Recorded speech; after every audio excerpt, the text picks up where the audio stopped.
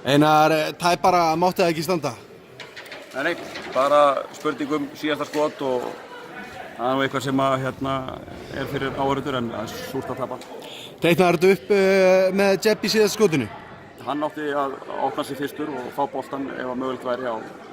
Hann hefur nú oft verið að setja þetta en það heppnast ekki í kvöld og það er kannski ekki hægt allast til þess að það heppnist alltaf en þetta var tæpt og mikill spennuleikur. Ertu ánægður með spilamennsku þinna manna? Margt. Ég, svona ef ég kannski horfa á fyrri hálfleikinn þá fannst mér við bara ekki gera nægilega vel í transition varnarleik. Þeir voru að fá allt og mikið auðveldukörf og sérstaklega þegar við vorum að skora sjálfir og hlupu í baki okkur og voru að fá að leggja ný sem var dýrt og töpum óþarlega mörgum boltum í fyrri hálfleik, 8. En við lögum það í síðari hálfleik og margt mun betra og svona kannski svekkjandi. Við náum góðum stoppum og náum að jafna leiki 54-54 eftir að hafa verið eitthvað 7-8 stundir. Hendur því frá okkur, aftur upp í 7-8 stig. Það er náttúrulega orka í að ná því tilbaka, við náðum því samt tilbaka en svo þegar maður svona horfir kannski bara blákalt á þetta þá náttúrulega bara hittum við illa fyrir utan línum í dag. Já. Og það er svona á sama tíma fannst mér þeir setja góð skot svona í gegnum alla leikin. Það leikur svolítið munurinn.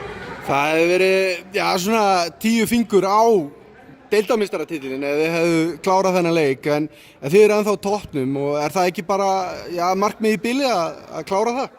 Markmið er náttúrulega bara að vinna næsta leik og ég meina, við vissum alveg að við værum að fara í hörku leik og ég meina það er hægt að snúa svo á alla vegu. Ég meina, Stólarnir eru búin að tapa leiki sem að þeir hefðu ekki átt að tapa og við erum búin að vinna leiki sem að við höfum kannski ekki átt að skilja að vinna. En bottom line er það, við erum, í forystu en við erum eftir að spila marga hörku leiki og Tindastóll líka og það sem kannski meira er að það eru lið þarna fyrir aftan okkur sem eru náttúrulega feiki sterk. Þannig að baráttan mun held ég halda áfram fram á síðasta dag og ég held að við sjáum ekkert einhverja skýra niðurstöðu fyrir þarna bara miðjan mars. Nú er mörg lið að bæta við þessi leikmönnum. Er eitthvað svoleiðis í gangi á Njarðvík? Nei, það er nú frekar að við séum í vandræðum með að finna mínútur fyrir sterka leikmenn heldur en hitt, þannig að við erum ekki að fara að bæta við mönnum, nei. Takk fyrir þetta Einar og gangi ykkur vel.